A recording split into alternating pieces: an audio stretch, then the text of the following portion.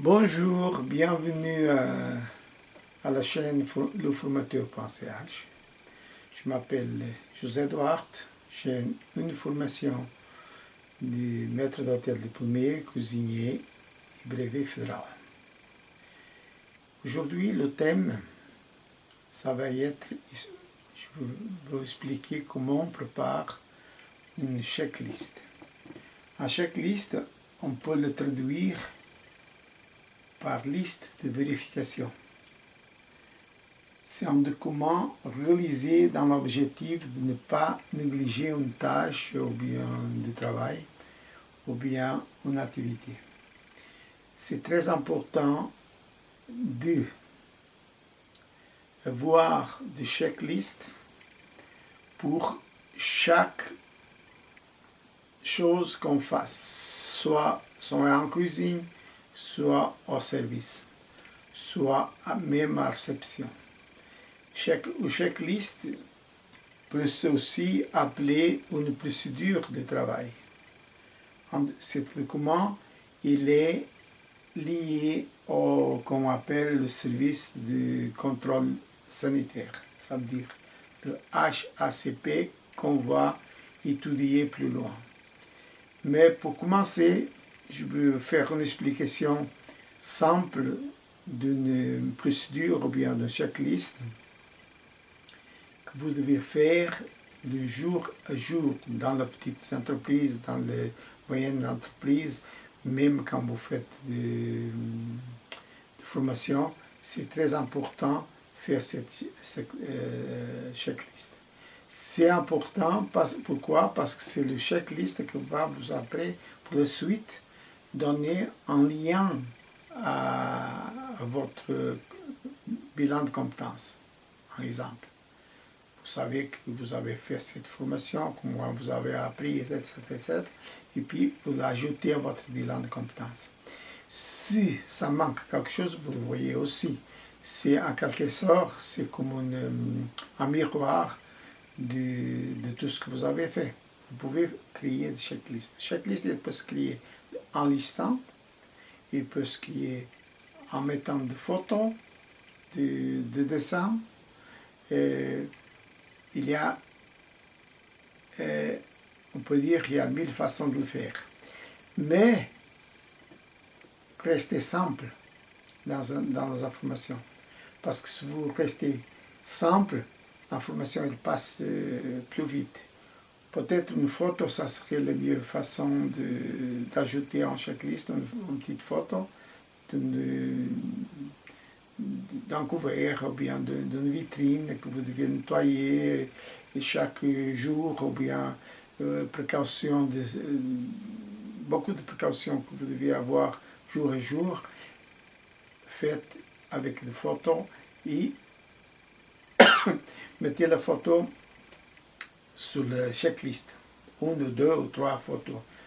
Pas trop grand, simplement que la checklist, elle doit faire une feuille A4, pas plus. Si elle fait plus une checklist, c'est plus une checklist, c'est un document de renseignement. La checklist, c'est en format A4, à mon avis. Voilà, on va passer aux exemples que je vais vous donner. Vous devez maîtriser ce sujet.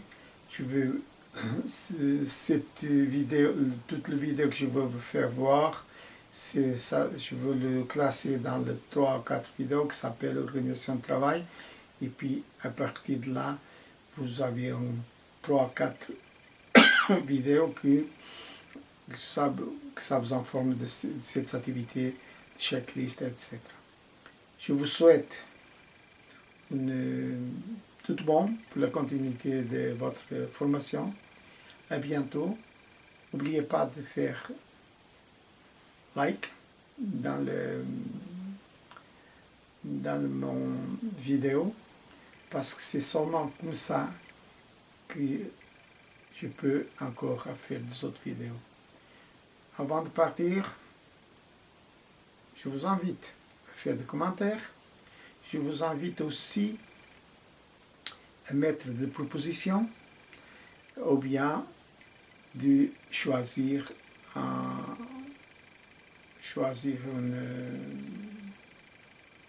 thème que je devais traiter.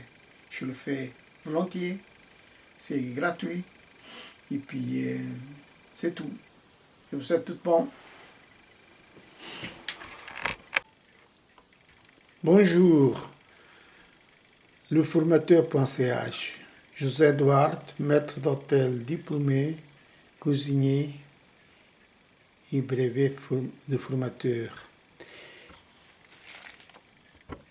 Leçon numéro 2 sur l'organisation du travail.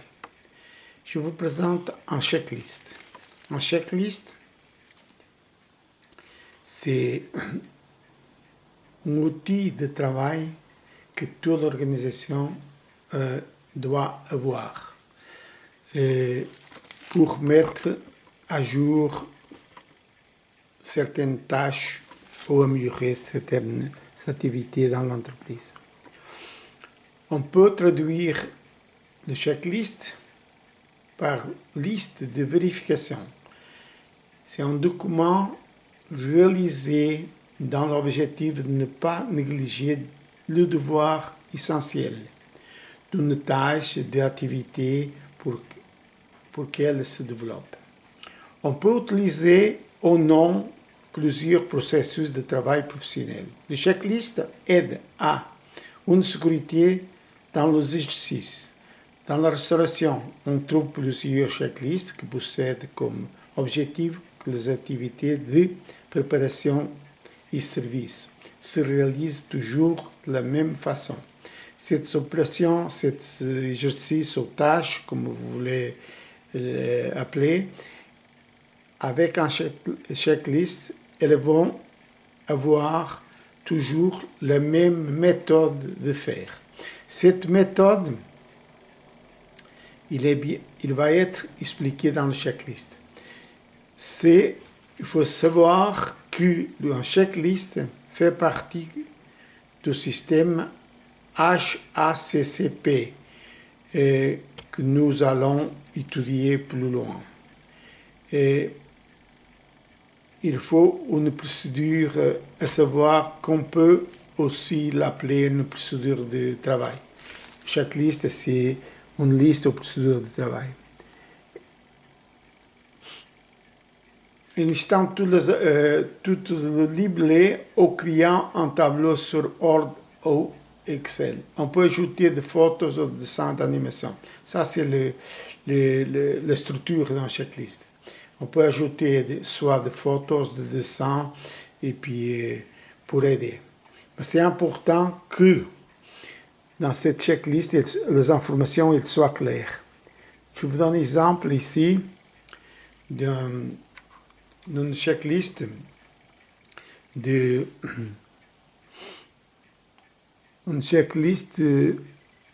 dans ce cas de méthode pratique de formation. Alors moi j'ai écrit ici carnet méthodique, pratique ou théorie, ça veut dire que dans la situation actuelle, on est dans la théorique, mettez le nom, la date c'est le cours. Cours d'initiation à élaborer en checklist. Vous mettez le thème, l'activité, j'ai appris, et puis ici, comment j'ai appris et objectif de ce cours. Alors, le thème, c'est checklist, préparation d'une checklist. Objectif, c'est construire une checklist. L'activité, regarder une vidéo et prendre des notes de la formation. J'ai appris à réaliser une checklist pour l'organisation de travail. Comment j'ai appris? En regardant la vidéo et pratiquant. Alors, vous voyez, ça, si vous allez sans faire ça, c'est très important qu'on note le petit détail. Le petit détail qu'on note, c'est spécialement soit ici, dans les activités, et soit ici, comment j'ai appris. Ici, j'ai appris. Ça veut dire, si vous avez écrit ici, j'ai appris, ça veut dire que vous êtes en ordre pour faire une checklist. Vous avez appris à faire une checklist. Point final. Là, c'est important. Ici, je vous donne la remarque. Il faut faire la remarque aussi si vous avez une remarque à faire. Je vous donne un autre exemple ici d'une checklist une checklist d'hygiène pour nettoyer, lustrer le couvert. Alors, là, vous avez en checklist, si vous avez remarqué, il y a toujours un numéro, parce qu'il faut numérer. Numérer, c'est, vous pouvez commencer pour 1, et puis après, finir l'introduction 1, et puis dans ce cas, la lustrée, j'ai mis le 2, et puis après, ça va le 3, 2, 2, 2, 1, 2, 2, 2, jusqu'à 200, ou 99, puis après le 3. Ça, c'est une méthode d'organisation pour le checklist. Pour classer le checklist, vous le voyez sur le logiciel, sur l'informatique. Pourtant, là, vous avez l'inventaire et la zone d'application, salle à manger. Vous avez la pièce d'inventaire, c'est le couvert. Ici, c'est livret, c'est le nom, genre de nettoyage, degré de saliture, fréquentation, produit, ustensiles que vous utilisez, dosage, méthode, sécurité à respecter. Ça, c'est important tous ces points-là qui sont cités. Ici, vous avez, côté droite, la méthode. Méthode, c'est la maison où vous travaillez. Ça peut être aussi une liste pour vous, pour étudier, puis vous mettez votre maison, parce que c'est votre méthode. Machine, genre de nettoyage, machine à laver.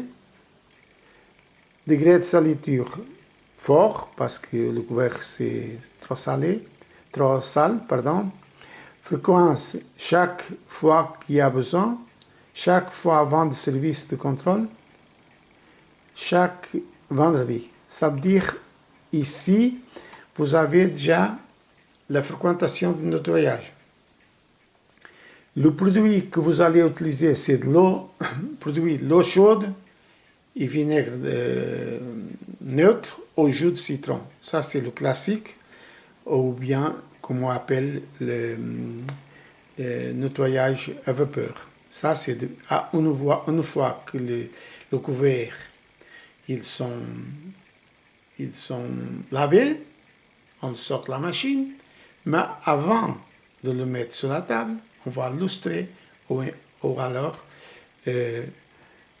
faire avec l'eau, du vinaigre, jus de citron, tout ça, ou bien à vapeur. Ici, les ustensiles qu'on va utiliser, c'est une linge à vaisselle. C'est une linge à vaisselle qu'on va utiliser. Dosage, c'est selon besoin. Ici, la méthode, je viens d'expliquer, c'est dans un bassin avec de linge à vaisselle ou bien dans une